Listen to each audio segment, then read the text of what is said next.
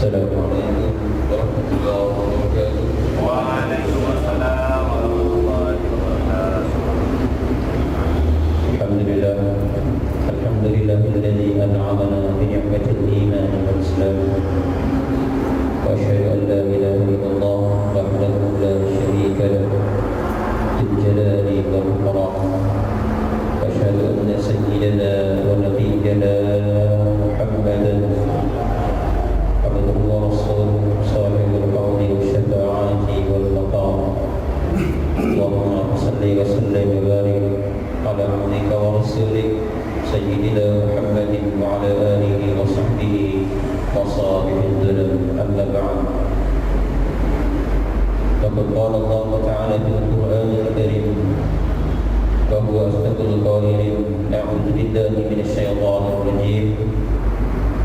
Wa la yazalu alladhina kafaru tusibuhum bima sana'u qari'atun aw tahullu qariban min darihim hatta ya'tiya wa'dullah innallaha la yuhibbul mi'ad.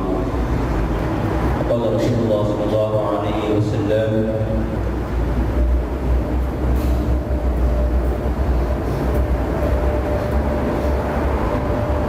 ad-dunya darul amal wal akhirah darul jazaa. Sadaqallahu al-azim wa sadaqa wa ballaga rasuluhu nabiyul habibul karim wa nahnu ala dhalika min asyahidin syakirin walhamdulillahi rabbil alamin. Subhanaka la ilma lana illa ma 'allamtana innaka antal alimul hakim. Rabbana iftah bainana wa bain qaumina bil haqq. Rabbana iftah bainana wa bain qaumina bil haqq wa anta khairul fatihin. Ma'asyiral muslimin, hadirin hadirat jamaah Masjid Jami' Khairul Izzah yang dirahmati Allah. Alhamdulillah, di hari yang penuh berkah ini kita semua dapat berkumpul bersama di tempat yang mulia ini untuk memenuhi pesan Rasulullah SAW, talabul ilmi fardhatun ala kulli muslim. Bahwasanya menuntut ilmu itu fardhah, sangat diperlukan bagi setiap muslim laki ataupun perempuan. Dan kali ini kita akan mengkaji tafsir Al-Qur'anul Karim, yaitu surat Al-Qari'ah. Ya rahmatullah, sekarang kita berada di satu negeri yang disebut dengan Darul Amal, yaitu disebut dengan negeri dunia atau negeri ula. Jika dikatakan negeri dunia, artinya dunia adalah negeri yang hina, karena dunia diartikan dengan makna rendah, hina. Oleh karenanya Rasulullah SAW mengibaratkan orang-orang yang cinta dunia itu seperti orang-orang yang memakan bangkai, saking hinanya dunia. Dan bahkan disebutkan seandainya dunia yang kita anggap mulia ini, mewah, megah, diperkirakan seperti harta yang berharga, itu tidak bisa menandingi hinanya satu sayap lalat. Saking hinanya dunia ini, makanya disebut dengan dunia. Dunia kalau bahasa Arabnya dunia. Di alam ini semua orang beramal, baik amal baik ataupun amal buruk, dan kelak amal kita ini akan dijaza, akan dimajzi, dibalas oleh Allah Ta'ala. Dan balasan ini ada dua negeri yang akan kita hadapi ke depan. Yang pertama adalah alam barzakh atau alam kubur, dan yang ketiga adalah alam akhirat atau kiamat. Dikatakan kiamat karena qiyam, dari qama yaqumu qiyaman, berdiri, bangkit. Ketika orang-orang telah dikubur, mati, kemudian dibangkitkan, disebut dengan kiamat. Dikatakan dengan akhirat dikarenakan kita sekarang ini berada di alam ula. Ula artinya awal kita hidup di sini. Nanti kita akan bertemu dengan alam akhirat. Dan antaranya ini kita akan mengalami satu negeri, satu alam yang disebut dengan alam barzakh, alam penghalang antara negeri dunia dengan akhirat. Jasa balasan akan terjadi di dua negeri ini, dua alam ini, alam barzakh dan alam akhirat.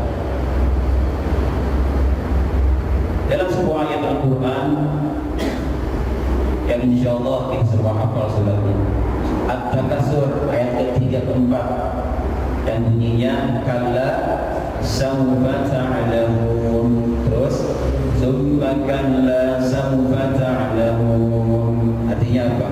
Sekali-kali tidak, sawfa ta'lamun, kelak kalian akan mengetahui. Mengetahui apa? Kata Ibnu Abbas, mengetahui tentang ma yanzilu bikum min azabil qabri, yang terjadi balasan azab kubur terhadap kita. Ini adalah balasan pertama ketika seseorang banyak berbuat maksiat, zalim dan sebagainya, maka siap-siap untuk menerima balasan di alam barzakh. Dan yang kedua, tsumma kalla sawfa ta'lamun, kemudian kelak kalian akan mengetahui. Maksudnya fil akhirah, azab yang terjadi kelak di akhirat. Jadi ada dua azab di sini, ada dunia, ada akhirat, kata Ibnu Abbas. Dan bahkan Ali bin Abi Thalib mengatakan, kunna nasyukku fi azabil qabri. Pada mulanya para sahabat Nabi ragu tentang adanya azab kubur. Semuanya ragu. Sampai Allah turunkan ayat ini, kalla sawfa ta'lamun, thumma kalla sawfa ta'lamun. Baru mereka yakin bahwasanya azab kubur memang benar-benar terjadi, ada. Ya rahimahullah,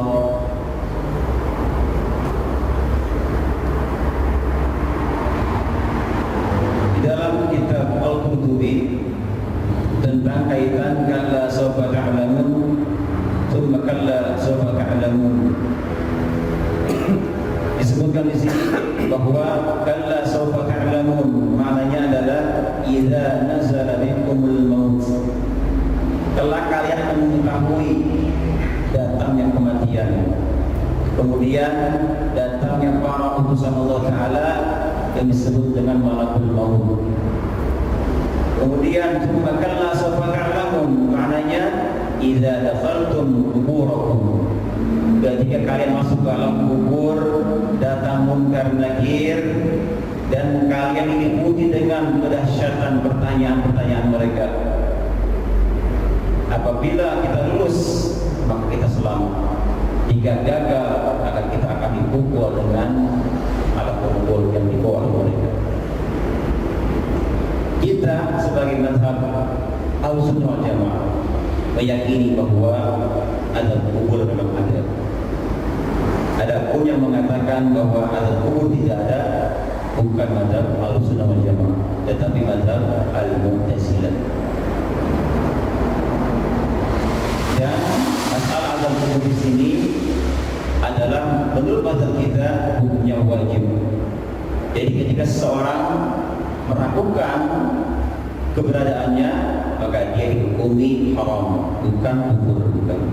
Karena masih ikhtilaf antara ulama tentang hakikat azab kubur. Setelah selesai azab kubur, baru kita akan menghadapi alam berikutnya yang disebut dengan alam akhirat atau al-qari'ah. Al-qari'ah, hari kiamat, hari berbangkit. Maka insyaallah pada pagi hari ini kita akan membuka tafsir surat Al-Qari'ah tentang hari kiamat. Sebelumnya, mari kita sama-sama membacakan surat ini. A'udzu billahi minasy syaithanir rajim. A'udzu billahi minasy syaithanir rajim. Bismillahirrahmanirrahim.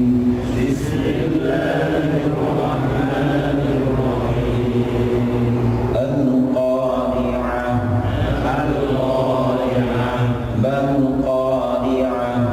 Mal-Qari'ah.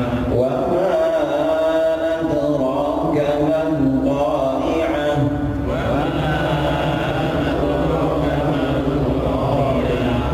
Yawma yakunun nasu kal-farashil mabthuth.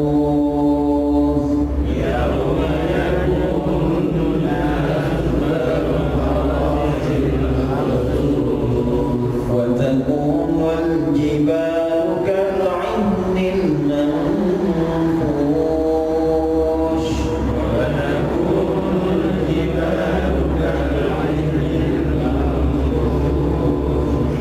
فأما من ثقلت موازينه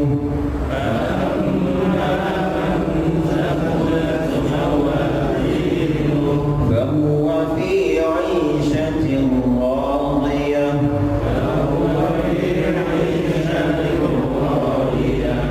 وأما من خفت موازينه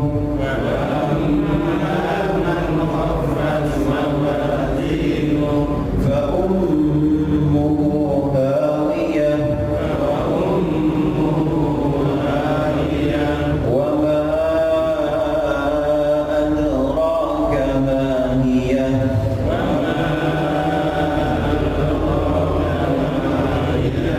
نار حامية. صدق الله العظيم. Surat Al-Qari'ah. Surat ini ada kaitan dengan surat sebelumnya, yaitu surat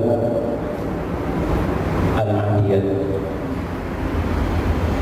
Dalam surat Al-Adiyat ada satu ayat yang menyebutkan inna rabbahum bihim yawma idil la khabir, bahwasanya sesungguhnya Tuhan kalian yauma idin, pada hari itu, dan khabirun, maha khabir kepada mereka. Hari apakah itu? Hari Al-Qari'ah. Disambung dengan surat ini, maksudnya adalah hari Al-Qari'ah, hari kiamat. Surat ini terdiri dari 11 ayat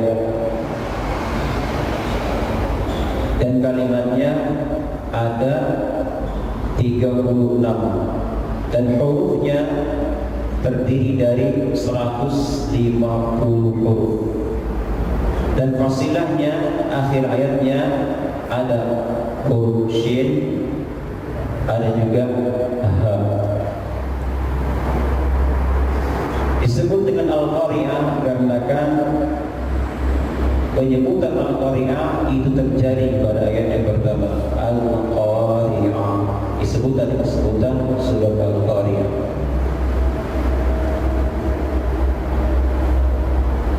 Surat ini disepakati bahwa turun di kota Mekah, dan surat ini terhitung surat yang ke-30 di dalam hitungan turun surat. Dan surat ini jatuh setelah surat Quraisy dan sebelum surat Al-Qiyamah. Maknanya apa? Maknanya Al-Qari'ah sebetulnya bukan kiamat. Al-Qari'ah diambil dari kata qara'a, yaqra'u qara'an, bahwa qari'un, qari'un, qari'ani, qari'una, qari'ah, qari'atun. Maknanya adalah yang mengatuk qara'a, yang mengetuk, atau mana lain yang menggedor atau yang menggetarkan. Qari'ah disebut dengan al-qari'ah. Hari kiamat disebut dengan hari yang bisa menggetarkan diri kita, melihat bagaimana dahsyatnya kejadian-kejadian yang akan terjadi kelak di sana. Siapapun yang melihat semua kejadian di sana akan qari'ah, menggetarkan dirinya, membuat dia takut kepada Allah Ta'ala. Disebutlah dengan sebutan al-qari'ah. Dalam Al-Quran tidak sedikit penamaan hari kiamat disebut dengan sebutan selain hari kiamat. Misalnya al-haqqah, maknanya kiamat. Al-waqi'ah juga kiamat. Banyak yang lain. Al-qari'ah, mal-qari'ah, wa ma adraka mal-qari'ah. 3 kali diulang-ulang. Pertama al-qari'ah, mal-qari'ah, wa ma adraka mal-qari'ah. 3 kali diulang. Mungkin pertama kita menyebutkan al-qari'ah, lihat saja mungkin al-qari'ah, baca lagi yang keduanya al-qari'ah, sedikit tergetar hati kita. Ditambah lagi ketiganya wa ma adraka mal-qari'ah. Itulah Al-Quran. Tidak sedikit dalam Al-Quran ayat yang selalu diulang-ulang. Apa tujuannya? Taf'iru min qulubul ladzina yakhshawna rabbahum, agar bergetar hati. Perhatikan surat Ar-Rahman. Berapa kali Allah mengatakan fabi ayyi ala'i rabbikuma tukadziban. Kenapa diulang-ulang? Agar hati ini bergetar.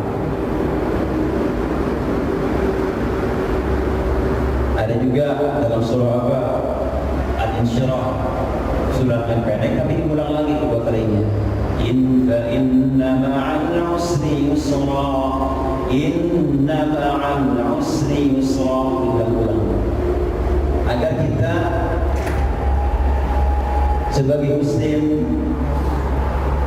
setidaknya bertanya kenapa ayat ini ulang kembali. Boleh jadi di ayat pertama kita tidak meresapi makna atau lafaz yang kita baca. Boleh jadi yang keduanya bisa masuk ke dalam hati kita. Makanya diulang-ulang terus Al-Quran. Al-Qari'ah, hari kiamat.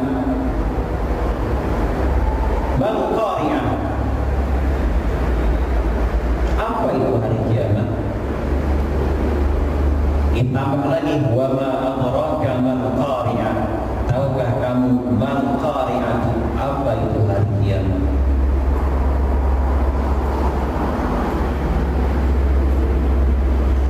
Dalam Al-Quran terdapat kata qari'ah dalam surah Ar-Ra'd.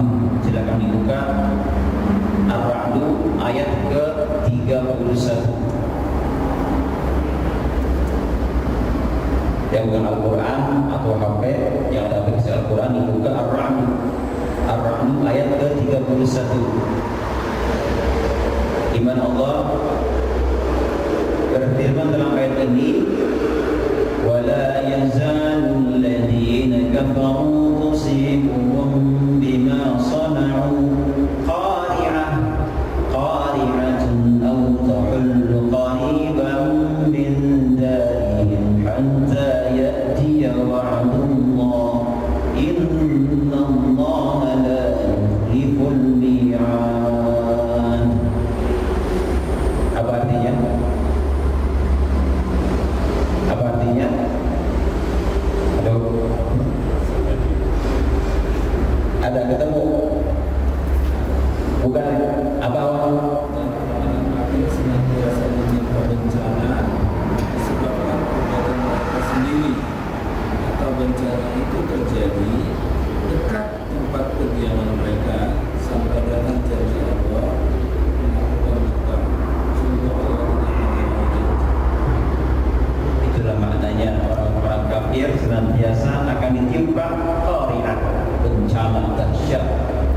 Jadi Korea maknanya lain, namanya adalah bencana dahsyat yang akan terjadi Korea. Dan di sini kenapa diulang-ulang membangun Korea ini diperkuat membangun Korea, ditakkid. Bahkan ditanya lagi ketiganya, wa ma adraka man Qari'ah, diperkuat lagi. Tahukah kamu apa itu Al-Qari'ah yang bisa menggetarkan, membuatmu takut kelak dari kiamat? Nah kemudian Allah jawab, Al-Qari'ah ialah di hari kita akan merasa takut di sana, yauma yakunun nasu kal farashil mabthus. Inilah hari yang Qari'ah. Yauma yakunu, pada hari itu akan terjadi an-nasu, orang-orang, semua manusia, kal farashil mabthus, seperti ibarat anai-anai atau laron al-mabthus yang bertebaran. Semua manusia pada hari itu, di hari kiamat, akan seperti farashil mabthus, laron yang ada yang mengartikan berterbangan, ada juga yang mengartikan dengan bertebaran. Kita buka tafsirnya. Makna farashi adalah at-tayru allati yatasaqatu fin nar was-siraj. Makna al-farash ialah seekor hewan yang terbang, yang biasanya mendatangi lampu atau api, kemudian dia jatuh. Kira-kira hewan apa itu? Laron. Seperti itulah kelak manusia akan seperti itu. Sementara ilain surat bukan seperti farashil mabthus, tetapi seperti jaratun muntashir. Coba dibuka Al-Qamar, surat Al-Qamar ayat ke-7. Al-Qamar ayat yang ke-7. Ka'annahum jaratun muntashir. Ada enggak? Al-Qamar ayat ke-7. Apa katanya? Ada? Belum. Al-Qamar sebelum surat Ar-Rahman. Terus ketika mereka keluar dari gua, seakan-akan mereka belalang yang diterbangkan. Belalang ibaratnya di sini. Jadi ketika mereka ke dalam kuburan, maka tertunduk itu seperti apa? Seperti belalang yang bertebaran. Di sini ketika mereka bangkit dalam kuburan seperti laron. Di Al-Qamar seperti belalang. Dua yang ini berbeda sepertinya kan? Kita lihat di sini.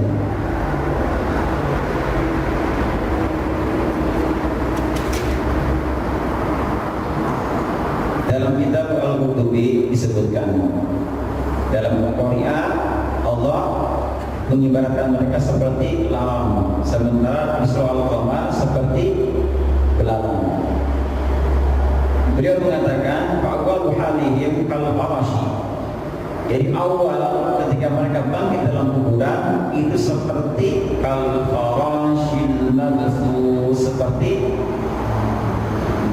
laron ketika awal bangkit. Artinya apa? Mereka tidak punya tujuan, mau kemana, hendak kemana, mau diapakan tidak tahu, makanya keluar mereka dalam keadaan seperti itu, bingung. Kadang-kadang beradu dengan temannya sendiri, dengan yang lainnya, karena bertumpuk-tumpuk. Kita seperti itu. Dalam keadaan telanjang dan di dalam kubur, semua akan ribut. Seperti itu ibaratnya, seperti lawan. Makanya kalau kita ingin tahu bagaimana keadaan kita, kita lihat ketika lawan keluar dari tempatnya, kita lihat. Seperti itulah kita. Dan setelah itu, semua yang nakal jarani. Setelah ada pasti jalannya, kemana arahnya, baru ibaratnya mereka seperti jaran, seperti belalang.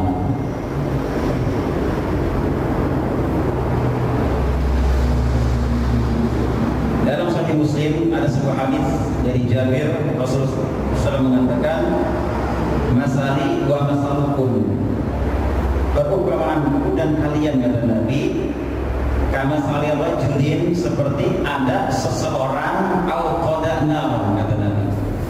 Ibarat aku dan kalian adalah seperti ada seseorang yang menyalakan api.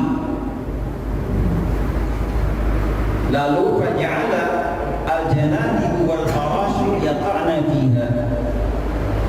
Lalu tiba-tiba datanglah sekelompok laron yaqa'na fiha, mereka mendatangi lampu tersebut, mendatangi lampu atau api tersebut, dan mereka merayap mendekatinya. Sementara kata Nabi, wa ana akhudhu bihadisikum anna, sementara aku ibaratnya mengambil kalian, mengambil lawan tadi, dipegang agar tidak sampai ke api yang akan dituju. Jadi kita sebagai umatnya nanti akan seperti itu, lawan mendatangi api. Siapa yang datang ke api akan terbakar, dan Nabi mengambil, menyelamatkan. Tetapi anehnya, wa antum tuflituna min yadi, anehnya kalian berlepas diri dari tangan. Artinya setelah dipegang keluar, datang lagi. Nabi kita berupaya bagaimana umatnya selamat dari api tersebut. Sementara kita sendiri malah tidak mau selamat. Makanya Rasul mengatakan, kullu ummati yadkhuluna al-jannah, semua umat akan masuk ke surga. Semua umatku akan masuk surga, illa man aba, terkecuali orang yang tidak mau ke surga. Rasul ditanya, wa man ya'ba ya Rasulullah, siapakah orang yang tidak mau ke surga? Aneh kan? Nabi mengajak ke surga tapi dia tidak mau. Sahabat bertanya, siapa orang ya Rasulullah? Orang yang taat kepadaku, maka dialah yang masuk ke surga. Sementara yang tidak taat kepadaku, maka dialah yang masuk ke neraka. Nah, pertanyaannya, kira-kira kita ini taat tidak kepada Rasulullah SAW? Ketika Rasul merintahkan satu perintah, apakah kita kerjakan perintahnya? Ketika Rasul melarang kita untuk menghindari satu larangan, apakah kita menghindarinya? Ya, inilah maksudnya di sini. Jadi ketika orang-orang yang mendatangi api neraka dan dia sengaja keluar dari tangan Nabi, itu berarti orang tersebut terlepas atau tidak taat kepada Rasulullah SAW. Ya rahimahullah, inilah kelak yang akan kita alami, di mana ketika orang-orang seperti Farasil Maghzus, maka inilah yang disebut dengan Al-Qariyah, hari yang qariyah, yang maha dahsyat, hari kiamat. Yang kedua disebut dengan qariyah, wa takunul jibal kal'ihnil manfush, wa takunul jibal, dan gunung-gunung akan terjadi seperti apa? Kal'ihnil manfush, seperti ibarat bulu-bulu yang berterbangan. Di sini jibal jamaknya dari kata jabal. Kalau jabal satu gunung, kalau jibal itu gunung, semua gunung. Bayangkan semua gunung seperti bulu yang berhamburan. Berarti ibaratnya gunungnya segitu kerasnya, segitu beratnya, itu ternyata seperti bulu berat. Bagaimana mungkin seorang tidak qariyah hatinya ketika melihat gunung seperti itu? Jangan itu. Kita baru sedikit merasakan gempa, bagaimana? Ada gempa, langsung Allah, ya Allah, Rasulullah, ini baru gempa yang tidak ada dahsyatnya sedikit, mungkin Allah berikan sedikit rasa takut kepada kita. Tapi kalau kita lihat gunung berterbangan, bayangkan seperti bulu. Kira-kira bagaimana hati kita melihatnya? Oleh karenanya, ketika datang hari kiamat,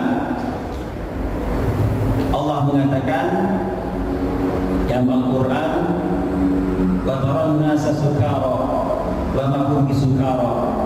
Orang-orang akan melihat sepertinya mereka mabuk semua, seperti mabuk terlihat berputar-putar ke orang mabuk ketika kiamat terjadi. Padahal tidak mabuk. Dan bahkan setiap perempuan yang sedang menyusui akan meletakkan atau melempar anaknya sendiri saking kagetnya. Dan lebih aneh lagi, anak-anak kecil yang belum saatnya beruban rambut-rambutnya putih semuanya, saking kagetnya melihat bagaimana dahsyatnya kiamat terjadi. Makanya pantas disebut dengan Al-Qari'ah, yang bisa menggetarkan hati kita. Ya wa'alakumullah. Ayat berikutnya, فَأَمَّا مَنْ ثَقُلَتْ مَوَازِينُهُ وَهُوَ فِي عِيشَةٍ رَاضِيَةٍ. فَأَمَّا مَنْ, maka adapun seseorang thaqulat, yang berat, mawazinuhu, timbangan amal baiknya, bahwa maka orang itu fi 'isyatin radiyah, berada dalam kehidupan yang radiyah, yang memuaskan. Semoga kita semua mendapatkan thaqulat mawazin. Jadi orang yang berat timbangan baiknya akan berada dalam kehidupan yang memuaskan.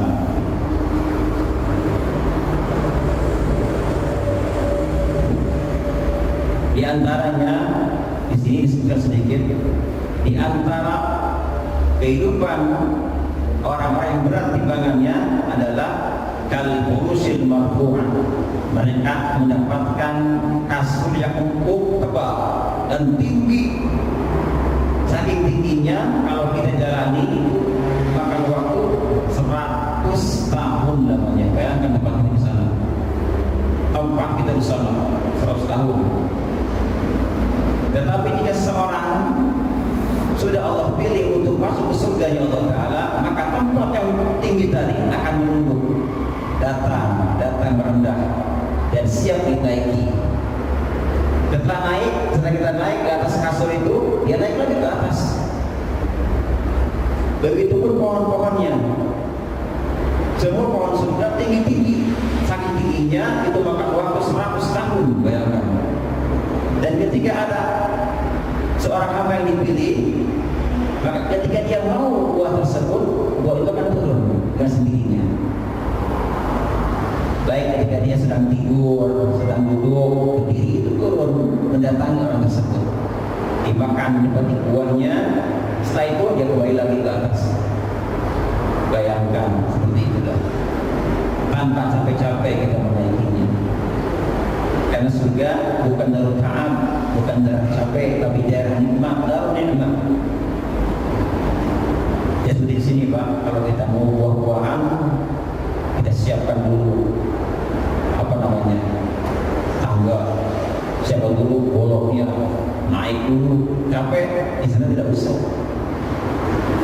Kita tidur pun itu si buah datang kita. Sampai kita duduk tidur, itu buah datang, petik, dimakan buahnya, nanti tumbuh lagi buah yang kedua, buahnya sama, dicoba yang kedua beda rasanya, yang ketiga buah yang sama beda lagi rasanya. Buahnya itu juga padahal, tapi beda rasanya. Tidak seperti di sini, buahnya sama, kemudian dimakan yang kedua sama aja begitu rasanya. Di sana enggak, beda-beda. Lalu ada di antaranya juga di alam sana saking radiyah, memuaskan bagi penghuninya. Ketika dia jalan, wahai summa masya atau yang taqil, ketika dia jalan atau pindah dari tempat ini ke tempat yang lain, itu ternyata dia akan diikuti oleh sungai-sungai surga. Bayangkan, sungai surga akan mengikutinya. Kayak itu saat dimanapun dia berada, di atas, naik ke atas, di bawah, turun ke bawah. Dan anehnya sungai di sana tidak ada paritnya, tidak ada paritnya, bayangkan sungai itu.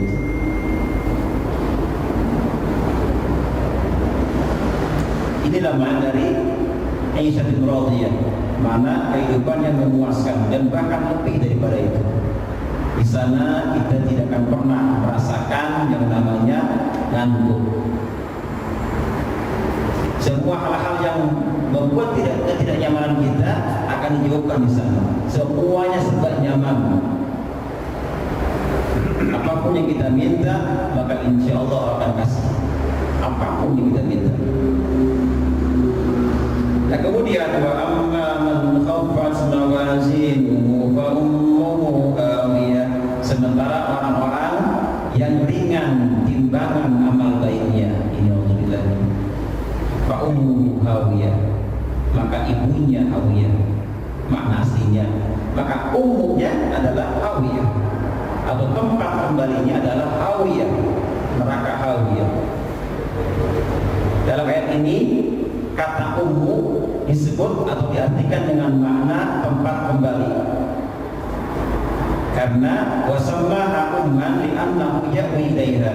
Dikatakan demikian dikarenakan seorang anak ketika dia kena musibah atau dia mengganggu pasti datang ke ibunya. Datang ke ibunya. Dan bahkan kebanyakan dari kita kalau ada bencana misalnya kita jatuh, apa yang kita sebut? Umi, ibu atau ibu, kita panggil dia. Selalu begitu. Rata-rata anak itu biasanya lebih dekat kepada ibunya. Tempat kembalinya adalah ibunya. Hanya dikatakan di sini fa ummuhu hawiyah. Ibunya adalah hawiyah. Dan dalam sebuah hadis Rasul pernah mengatakan bahwa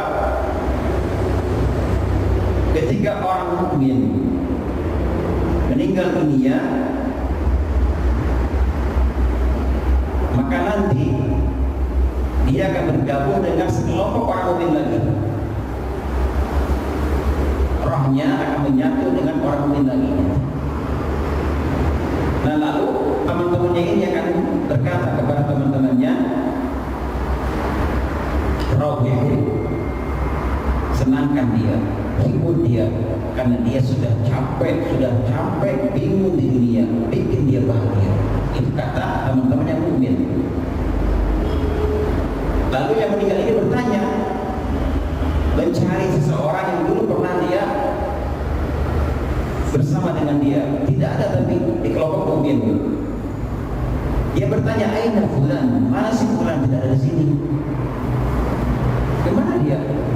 Nah karena dia bukan orang mukmin, maka mereka menjawab, wa ummu hawiyah. Dia kembali ke hawiyah, ke hawiyah. Jadi inilah makna ummu hawiyah. Tempat kembali orang yang memang timbangan baik sedikit, itu adalah hawiyah. Wa ma adraka ma hiya? Tahukah kamu apa itu hawiyah? Narun hamiyah, ila neraka yang paling panas. Hawiyah bisa diartikan dengan nama, salah satu nama neraka al-hawiyah.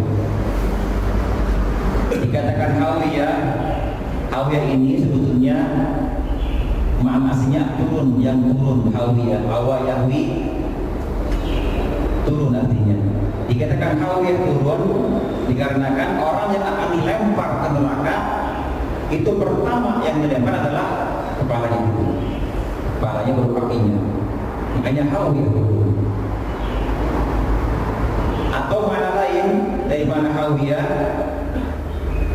Karena orang-orang yang berada di sana akan yuhwa fiha ma'a wahdi qa'liha, akan dilempar, diturunkan ke dalam lembah-lembah atau jurang-jurang neraka jahanam. Ada yang mengatakan juga bahwa hawiyah adalah nama neraka yang paling bawah. Neraka paling bawah, paling berat adalah hawiyah. Disebutkan dengan al-hawiyah paling bawah, paling buruk di bawah. Isinya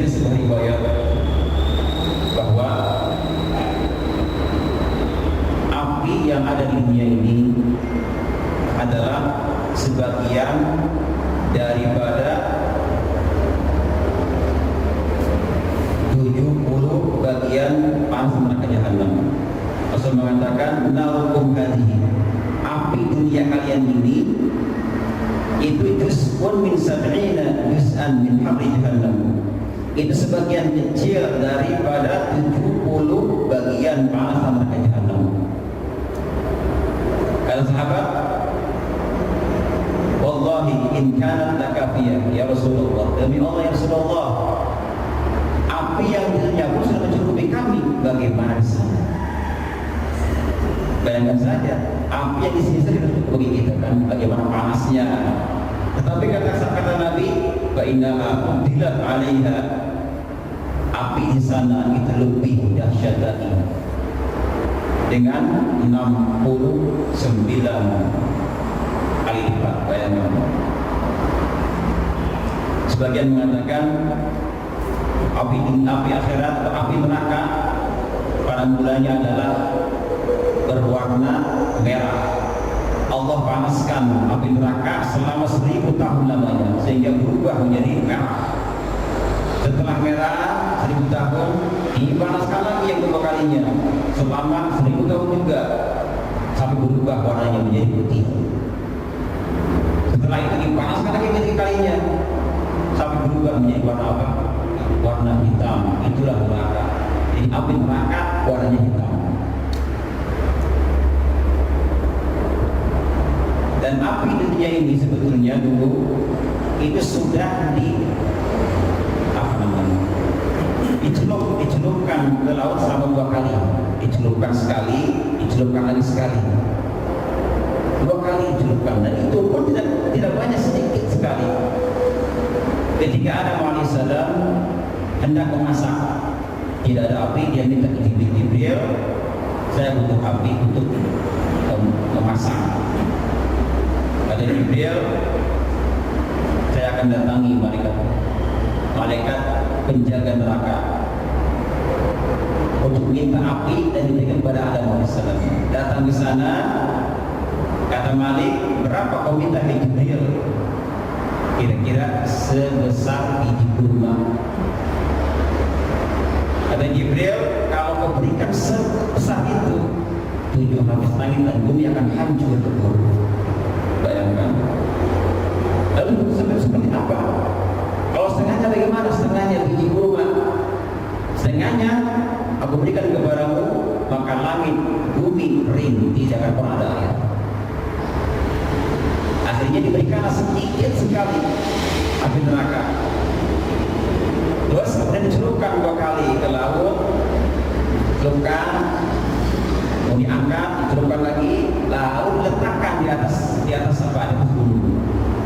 Begitu diletakkan di atas gunung, meletak dia meletus. Jadilah gunung meletus. Setelah meletus, dia kembali yang aslinya ke neraka. Itu sisanya.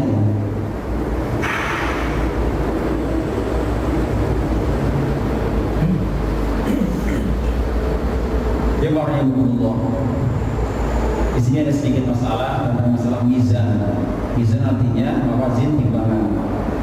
Jadi para ulama tafsir berbeda pendapat tentang mizan atau mawazin, timbangan ini. Timbangan di sana apakah satu timbangannya atau masing-masing punya timbangan? Sebagian mengatakan bahwa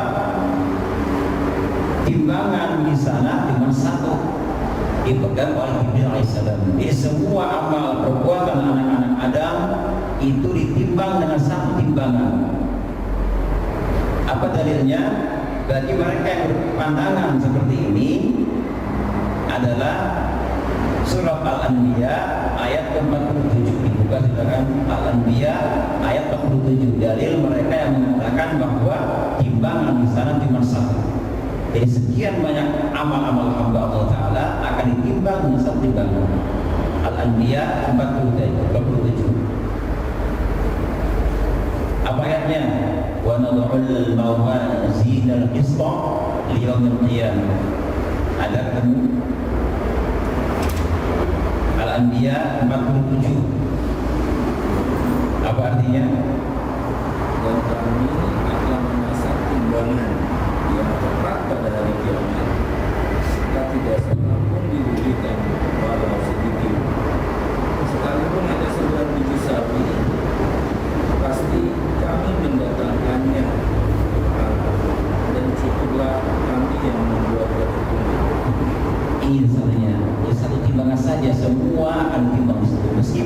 sebesar atau sekecil biji sawi akan ditimbang di timbangan itu.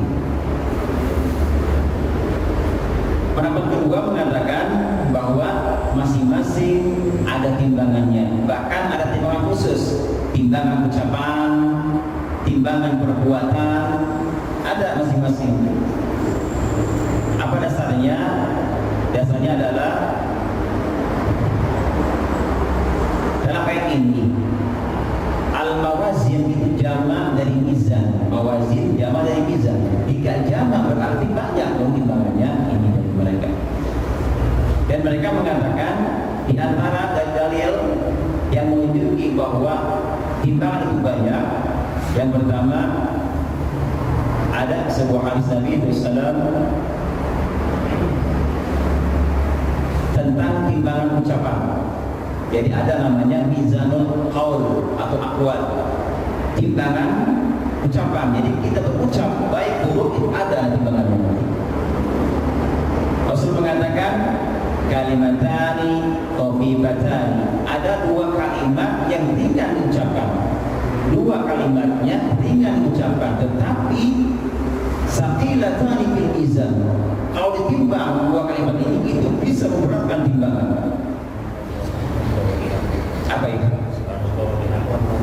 Subhanallah bihamdi Allah subhanallahil azim subhanallah wa bihamdi. Itu kalimatnya ringan diucapkan, tapi kalau ditimbang subhanallah bisa mengalahkan itu langit dan bumi.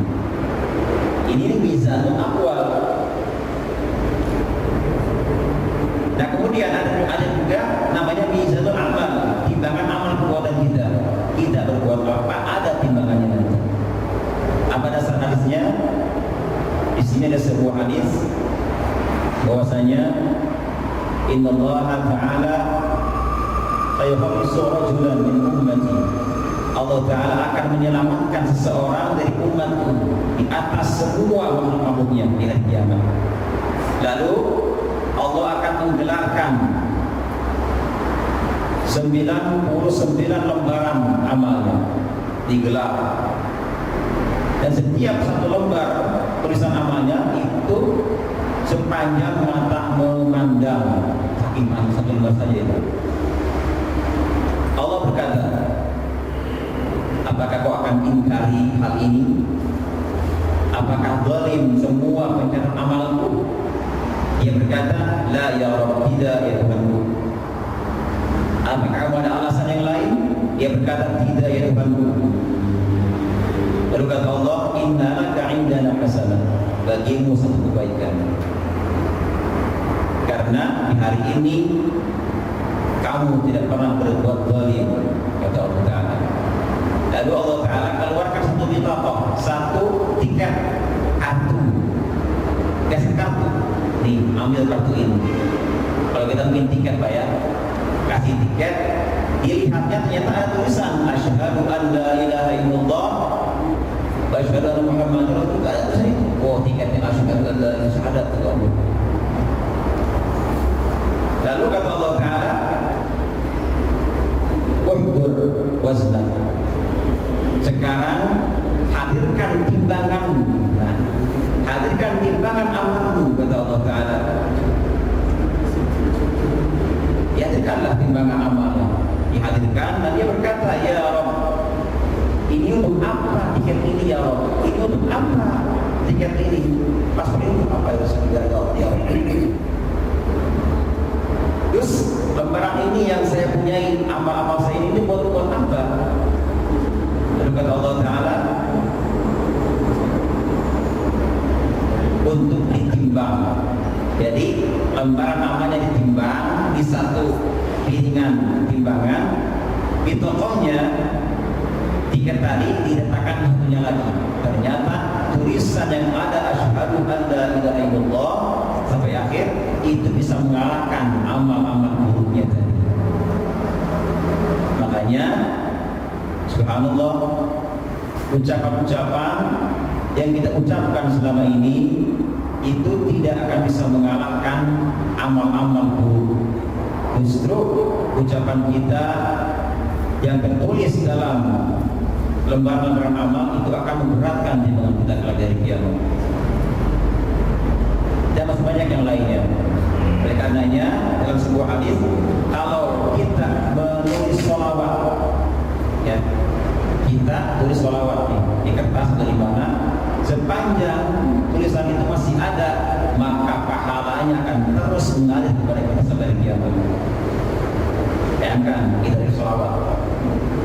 Isinya apa? Allahumma salli ala sayyidina Muhammad wa ala ali sayyidina Muhammad. Itu akan terus mengalir pahalanya sampai hari kiamat sepanjang masih ada tulisannya.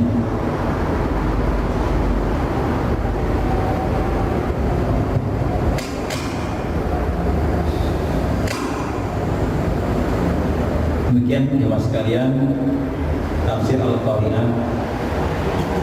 Tidak ada waktu. Ada? Silakan. Assalamualaikum warahmatullahi wabarakatuh.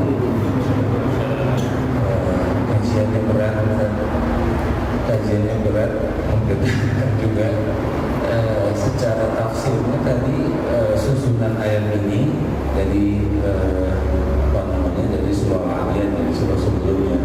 Artinya ada proses kubur dulu ya tadi. Ada proses kubur dulu. Nah pertanyaannya, apakah nanti orang yang hidup di dunia yang sekarang seperti kita ini, yang dunia yang rendah ini, darul amal, tapi ternyata sangat rendah sekali ya. Nah apakah kita merasakan langsung nanti kiamat yang kalau yang saya dengar dan saya pernah baca itu dibagi dua gitu ya. Kiamat itu sugro, kiamat itu kubro. Apakah kita yang lain yang hidup ini langsung ada yang merasakan langsung kiamat yang kubronya itu, atau semuanya lalu proses kubur dulu? Itu yang pertama. Terus yang kedua, tadi saya sempat juga ketika seperti lawan dari kubur itu ya, ini malunya kita ya, alangkah sangat malunya ketika Allah bangkitkan itu dalam keadaan telanjang. Apakah yang dimaksud dengan tanpa aurat, tanpa penutup sama sekali, atau gimana kira-kira? Yang saya tak bayang gimana hinanya kita ini. Oke, assalamualaikum warahmatullahi wabarakatuh. Memang dalam sana ada dua nafkah. Jadi seorang terutama orang kafir akan mengalami kiamat. Kiamat akan dialami hanya untuk orang-orang kafir saja. Kita yang muslim tidak akan pernah mengalaminya. Karena ketika Al-Mahdi memimpin dan Isa alaihissalam juga bersama beliau, Islam akan makmur, subur, makmur. Tidak ada yang namanya zalim, tidak ada yang namanya tidak adil, semuanya adil. Bahkan di dunia ini saking hebat makmurnya, orang nanam di benih saja, biji dilempar ke tanah langsung tumbuh. Ibaratnya saking suburnya. Karena semua tanah yang memang berkah, tidak ada maksiat, mudah untuk menumbuhkan pohon-pohonnya juga. Dan bahkan air pun, air tidak susah dicari. Banyak di sini air di mana semuanya. Ini terjadi berapa lama? Ada yang mengatakan 7 sampai 8 tahun lamanya. Seperti itu orang muslim. Setelah itu ada latifah, angin latifah namanya. Anginnya akan datang ke semua orang muslim di mana pun berada. Meskipun dia di hutan-hutan, akan datang ke sana, masuk ke tubuhnya, mati seketika. Jadi semua mungkin meninggal dunia pada saat itu. Tidak ada orang beriman lagi. Yang ada adalah orang-orang yang kafir. Makanya pantas kiamat terjadi itu disebabnya bagi mereka yang kafir. Setelah mereka wafat, mati, semuanya mati. Bukan hanya yang dunia saja, termasuk yang di alam kubur, Munkar Nakir, Jibrilnya, Malakul Maut, semua mati. Itu namanya nafkhatul ula. Timbang pertama, sangkakala pertama itu akan mematikan semua makhluk Allah Ta'ala. Semua mati. Kullu man 'alaiha fan. Terus wa yabqa wajhu rabbika dzul jalali wal ikram. Semua mati, binasa, kecuali Allah Ta'ala. Berapa lama? 40 tahun sepi dunia, sepi alam semuanya, tidak ada kehidupan. Setelah 40 semua berjalan, baru Allah bangkitkan lagi. Malaikat, Nabi, terus bangkitkan. Itulah nafkhatul tsaniyah, yang kedua. Nanti di sana ketika mereka bangkit dalam kubur, semuanya akan bangkit dalam keadaan tidak pakai busana sedikit pun. Bahkan Aisyah, Aisyah bertanya kepada Nabi SAW, ya Rasulullah, kita terlihat kalau kita, iya kata Nabi, bagaimana saya malu dong, kata Aisyah. Kalau kasarnya orang mikir gitu bang, orang tuh nggak ada sedikit pun ke arah sana. Yang mereka pikir ini saya mau dikemanakan, mau diapakan, ini bagaimana itu, oke. Meskipun istilahnya Pak, kita mungkin di sini ada yang kita sukai, artis nih yang kita cintai, depan kita misalnya telanjang, gelap, borok-borok, bikin gituan, nggak ada nafsu Pak, nggak ada pikiran mereka ke arah sana. Ini ada apa ini? Namanya itulah aktornya. Nah ini tidak semua begitu, tidak semuanya orang tidak berusaha. Ada sebagian kelompok yang tetap berpakaian. Di sana itu kan ada orang yang namanya kehausan, kelaparan, dan telanjang juga. Dan ini tidak semua seperti itu. Jika orang rajin ngasih makan, maka di sana tidak akan pernah kelaparan. Rajin ngasih minum, tidak akan pernah kehausan di sana. Rajin ngasih pakaian. Kita punya tangga, saudara kurang pakaian, kasih pakaian. Kita akan dikasih pakaian sama nanti, berpakaian, berbusana. Ini nggak kasih makan, nggak ngasih minum, nggak ngasih pakaian, nggak udah telanjang, lapar dan haus sana. Alhamdulillah. Begitulah Pak, begitulah gambaran saya itu. Semoga kita semua diselamatkan dari al-qari'ah. Amin. Semoga kita semua masuk ke dalam janji Allah Ta'ala, ibaratkan di mana amal dari kita. Amin ya Allah ya Rabbal Alamin. Masih ada?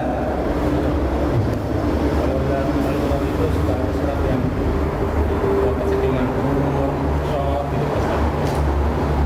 Bahkan kami itu SKB Medina seperti apa sih Pak? Terus ada beberapa ya?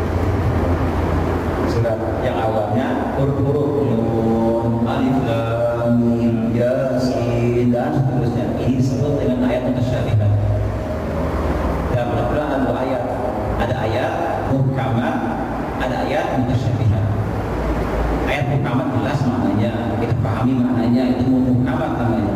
Tapi kalau maknanya mutasyabihat masih simpang siur, itu namanya mutasyabihat. Sebagian ulama setiap kali ada awal surat Nun, huruf-huruf, mereka berkata Allahu a'lam bishawab. Hanya Allah yang mau tahu maknanya apa. Sebagian mengartikan itu adalah rahasia huruf-huruf asmanya Allah Ta'ala. Misalnya Hamim, huruf Ha Mim, cari di nama-nama Allah yang ada haknya di awal dan mim di awal.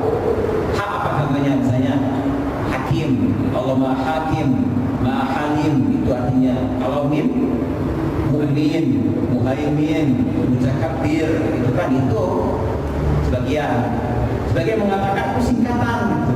Singkatan seperti Yasin, singkatan dari ya, sinnya insan, ya ayyuhal insan. Jadi ini kita benar ulama. Itu namanya mutasyabihat. Dan ini tidak ada, mungkin tidak ada. Bagaimana cintanya ini nggak ada? Kan udah Hamim. Bagaimana ada Hamim sih? Cuma ada rahasia di sini, ada rahasianya. Kenapa huruf Al-Quran itu ada rahasianya? Di antaranya sebagian al-hikmah berkata bahwa itu rahasianya ada kaitan dengan kehidupan kita ini.